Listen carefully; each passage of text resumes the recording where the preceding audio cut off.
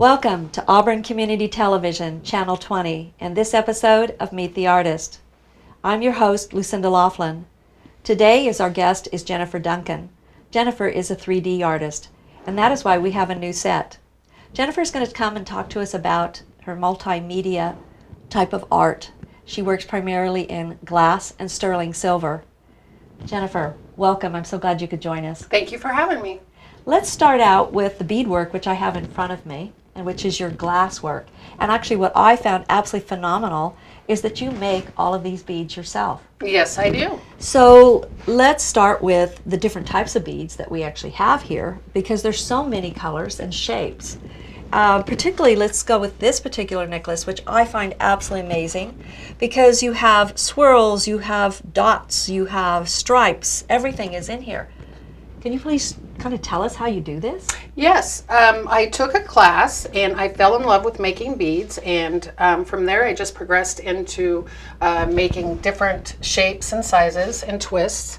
I create the twists with these pieces of glass, and what I do is I will take the mandrel and I have a flame that comes out about 1.5 feet, and as the flame shoots out, I have the glass and it's in the flame, and I gather a ball of glass at the end, and then when the glass gets hot and starts to molt, it comes down and it lands on this mandrel. Now when you start, this is obviously just here. This isn't how it starts. Yes, I forgot to say that my mandrel, you have to dip this in some release. So you dip it in this and then you put it in a stand and let it sit overnight for 24 hours. From there you take the mandrel that's ready to go into the flame. Okay.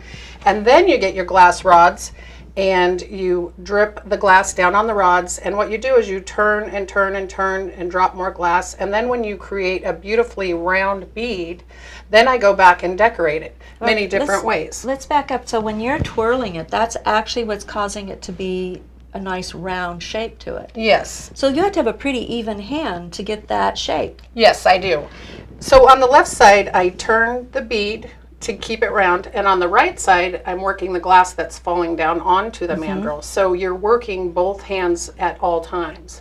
At that point, then I come back and I decorate it again with the dots or the swirls, or many different ways to decorate each individual bead. How do you change colors? At that point, when you decide your basic color, a lot of times I'll start a day with just say this here has 4 different colors, and I'll spend the whole entire day making beads just of those 4 colors. So it will be a family of beads. So once you get your basic bead set, then you go back and choose a different color of what you'd like to decorate the bead with. From there you take it and you can stick it in your kiln, and they call it annealing. And what you do is you stick it inside your kiln and it sits in there for another 12 hours. And what it does is it lets the glass slowly cool down so it doesn't get any cracks in it. And then the next morning you come out and it's like Christmas. You have all these beautiful little beads ready to be made into jewelry pieces. Now how specifically did you do these teeny little yellow dots on this one? Well, I only brought a few of my samples of the glass. These are the medium size, but you also have glass that is called stringers. And the stringers are very, very thin. So when you go to put your design on it, your stringers melt very fast, and you can basically just put one dot real quick and pull it off, another dot, pull it off. So there's different sizes of glass that you use to decorate. Now there's also another really intricate that you bead that you have in here, which has all different layers and within it. So how did you go about doing that one? This is what I'm talking about, is this bead. That one is created with a base color. I believe it's red at the bottom there. And then I take one of these twists that I create with the colored glasses. I make a clear paddle of glass, and then I put stripes of colored glass. Then I encase it in the clear glass. From there, I put it on the flame, and it's about 1 inch. And when it's all red, then I take my pliers and I'll pull out the glass and twist and turn like this. And that's how you come up with your twisted pieces of glass. Then I go in and I'll put the twisted glass on my base bead. And in between that, I'll run another piece of clear in between that. So they don't marry together and turn into one big ball of twisty twisty colors. This So is there's really, a lot of it's there's complex. Yes. Very, it's very much fun. so. So you're talking about a family of beads. So Yes. you do a collection of various sizes, Yes. staying within a color scheme, I assume. Mhm. Then you come to the process of putting them together to create the necklaces, and you have some bracelets as well as earrings. Yes. So tell me about what you go through when you're doing that process. Well, what I do is I sit down. I may have about 50 beads that I made that day. And of course, I choose all my favorites, and then I will put them into a necklace or a bracelet and earrings. I can try to make this pair of earrings here. I might have to make 20 beads that I think are similar, but at the end, there's really only 2 that really match as a pair of earrings. So that's my process. I just pick out my favorites, and the rest go for sale. This is absolutely lovely. So you not only sell the jewelry that you have made up, but you also sell the beads. Individually, yes. Yes, that's absolutely remarkable. thank I can see where people would be flocking to your studio. All right, so let's take the next step in your glasswork, which is your plates. Yes. Now, your plate work is also using this glass techniques, and why don't you tell me about the 2 different types of techniques that you use that we're showing here in these plates? Okay, this is another class that I took. I did a fused glass class, and there's 2 different kinds of fusing. This is considered a full fuse, which you have several pieces of glass, and then you set your kiln on a program where it makes the glass completely go flat with no bumps or ridges on it. And then there's tack fusing, to where you can create all these little images and just barely say marry them together to where they're just touching, but they're not full fused as one piece. Well, let's walk through the creation of this particular Okay. glass. This is a full fuse? Yes. And so tell me about how this process is, and then also concluding with how you get the shape. Okay. Well, this one actually has a great story. This is a piece that I created out of several broken pieces. And what I did is I took all my pieces and I stick them in the kiln, and again full fuse them to where they're all just one solid piece. So I keep adding probably 10 to 12 pieces of glass every day. It's like not right, so I'll add more. And then once I get to the certain size, about 12 inches around, then I'll go in with my saw and I saw the edges and trim it and make it perfectly round.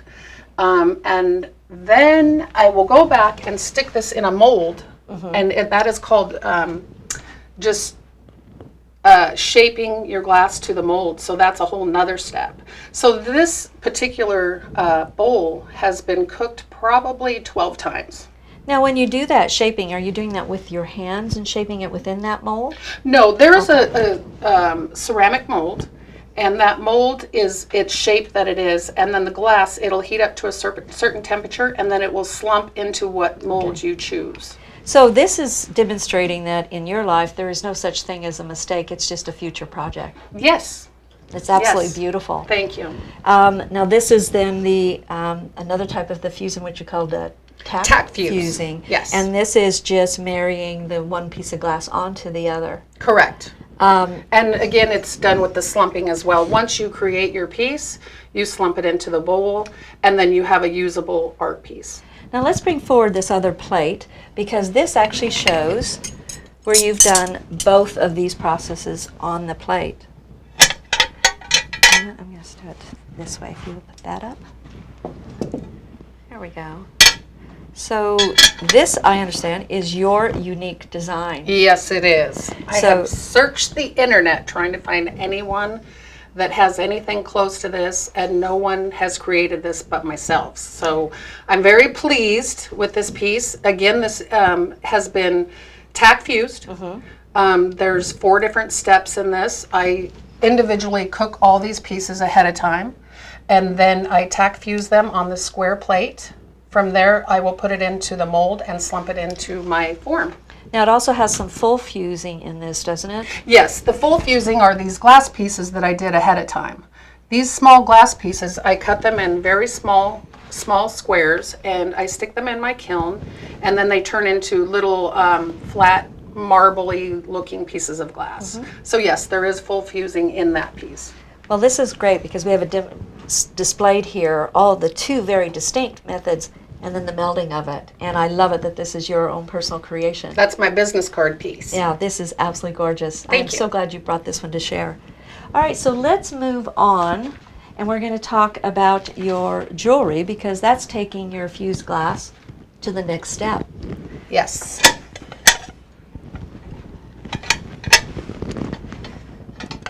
Let's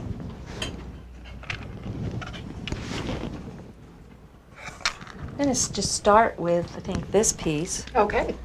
Now, this particular piece, I understand, is, so we both know which one it is. Yes. This, again, is your glass, and so but this is a flat piece. So how is this created? Well, I have a tool at home that I use, and it's basically like a pair of pliers, but it has two round smashers made of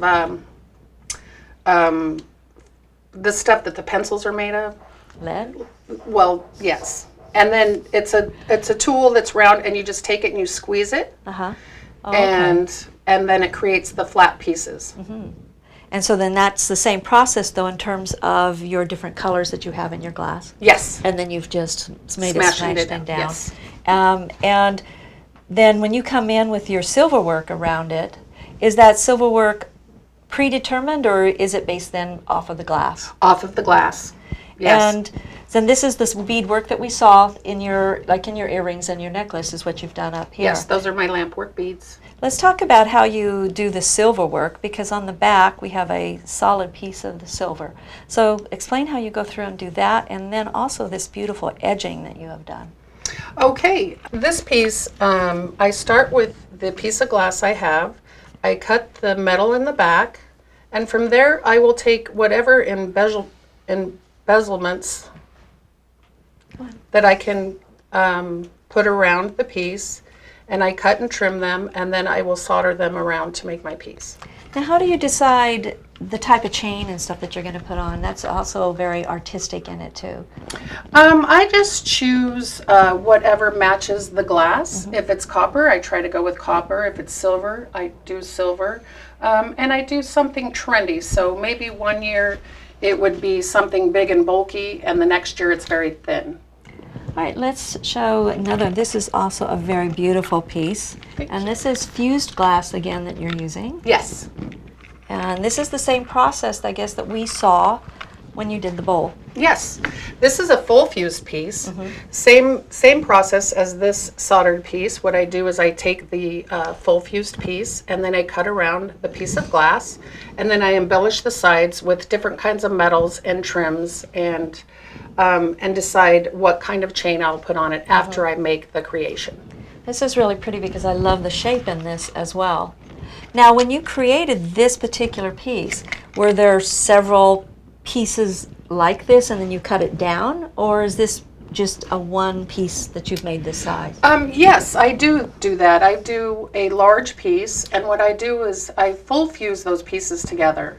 And then from there I go and I choose beautiful pieces that I think are incredible. And, well, let's bring this piece out. Okay. I am starting to talk about this as well.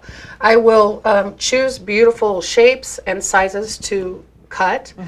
And from there I bevel the edges and shine them and polish them back into my kiln, and it's called a fire polish.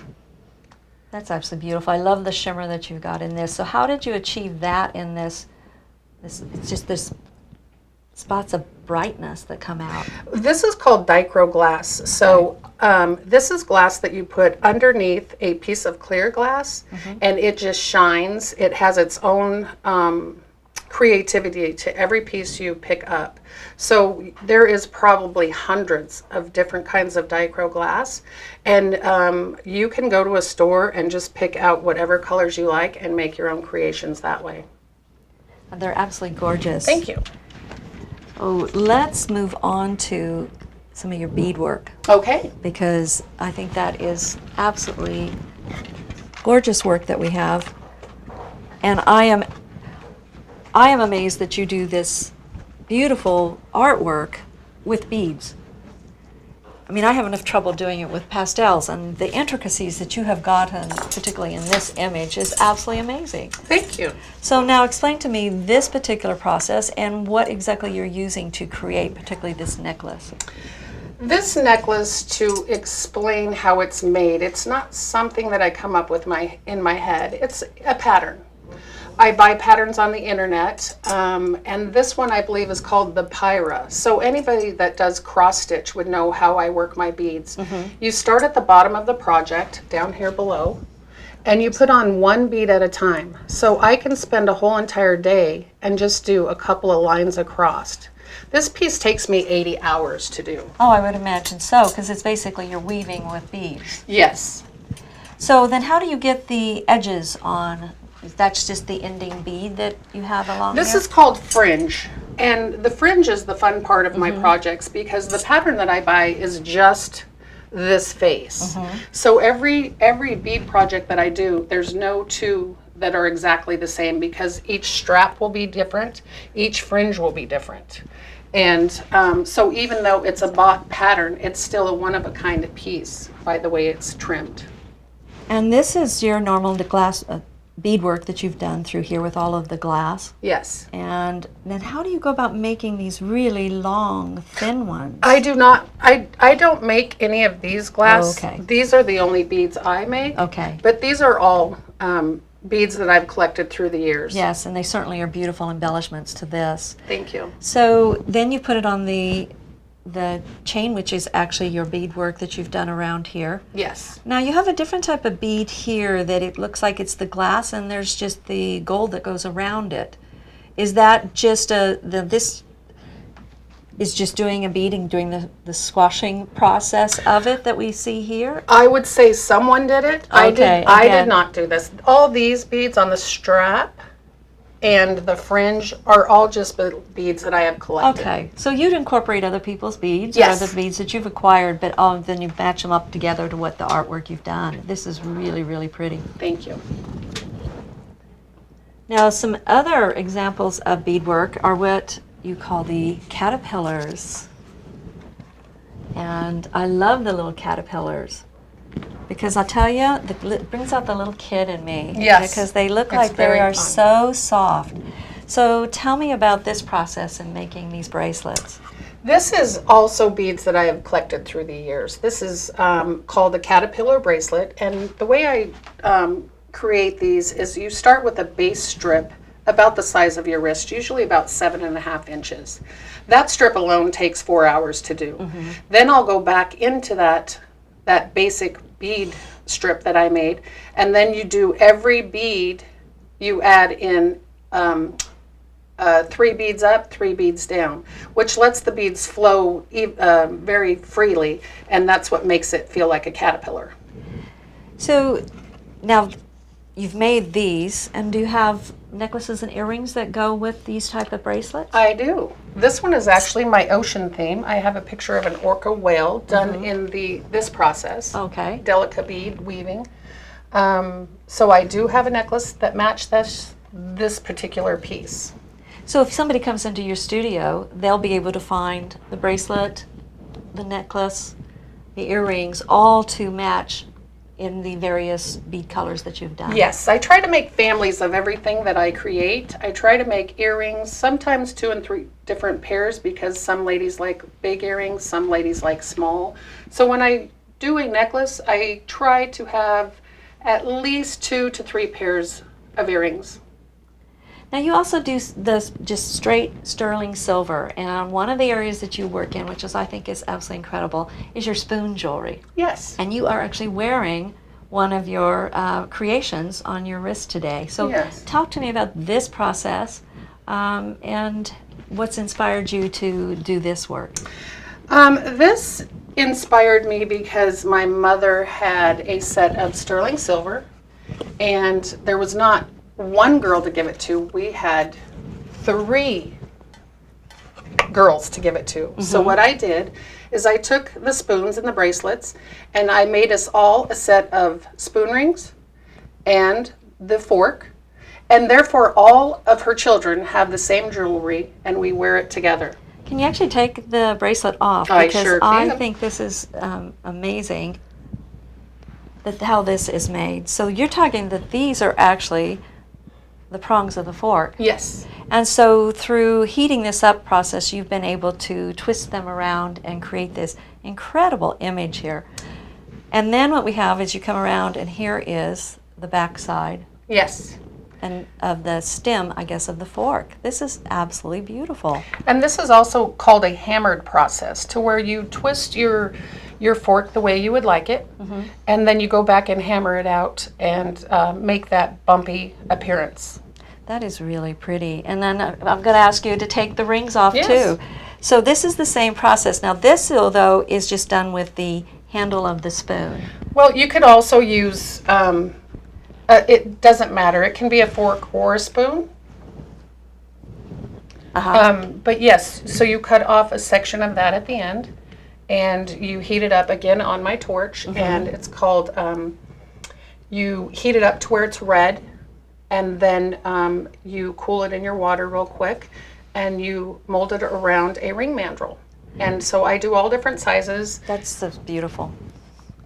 So if people have family heirlooms in their silver, and they decide that no, they actually don't want the silver, they can bring it to you and have jewelry made out of it. Yes, and that's what I've been hoping that people do, because I know today people don't really use their sterling silver as a place setting anymore, but we can turn it into beautiful pieces of jewelry to wear every day. That's fabulous. Now, one of the other things that we didn't talk about, which, because I see these everywhere, and I'm just marveling at how they're done, and you've brought very small versions of them, which are these little marbles.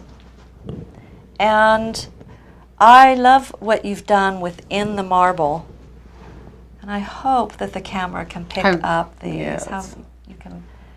So this is actually using the same process that you did for creating your beadwork. Yes. But then how do you get this work inside? For lack of, this is the inexperience. You know, I'm looking at this, so it's like, is it like the ship in the bottle? Or tell me how you do this.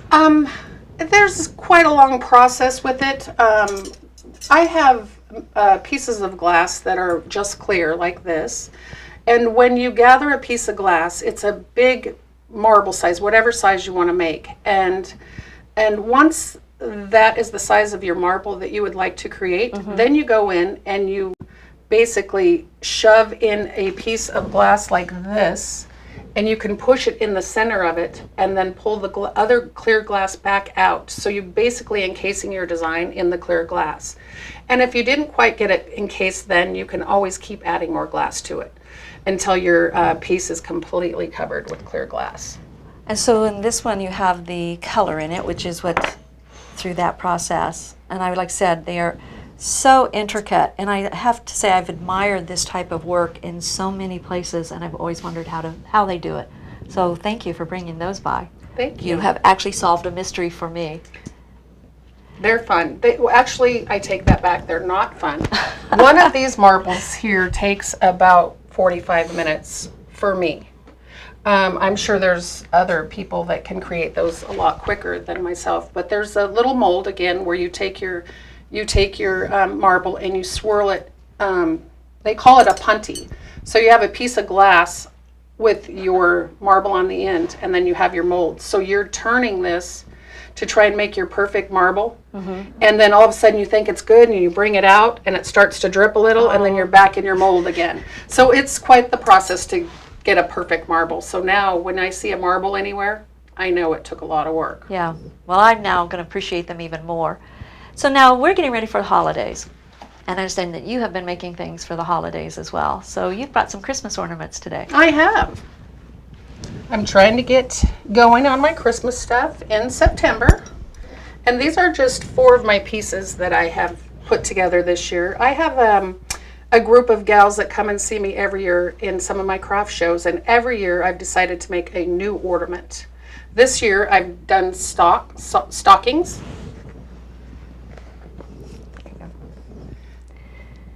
And so you've done different colorations, and I understand this is based on sports teams. Yes, it is. I have some Bronco fans in Colorado. You know who you are. and some Seattle Seahawk fans in Seattle. I also have my purple fans that love anything in purple. And the red, black, and gray is going to my grandson. Your lucky relatives. Yes. Now, we're running out of time, so if you could please tell us, you are on the Placer Art Studio Tour, so how do Yes. they find you if they want to come by your studio during the tour? The tour is November 10th, 11th, and 12th. My number is number 28. I'm in Penryn. I am across the street from 3 other artists. My name is Jennifer Duncan. My number is 916-765-3266. And my email is momduncan2823@gmail.com. Now remember that when you get the brochures, which are now out, that you can look Jennifer up in the back in the index and you can find her by her name, or you can use her number and find her in the map. And that's how you find us when they're on the studio tour. I'm so happy that Jennifer was able to join us today. I really have learned a lot, and I tell you, my appreciation for glasswork has just elevated to a level of 1,000%. So thank you. I appreciate that so much. You're welcome. Thank you for having me. We also thank you for tuning in to Auburn Community Television, Channel 20, or on YouTube. We always appreciate your viewership. Meet the Artist is supported by the North Auburn Artists to introduce local artists. Who knows? Maybe you have an artist living just right around the corner. I hope you'll tune in next time to see if you do. Thank you.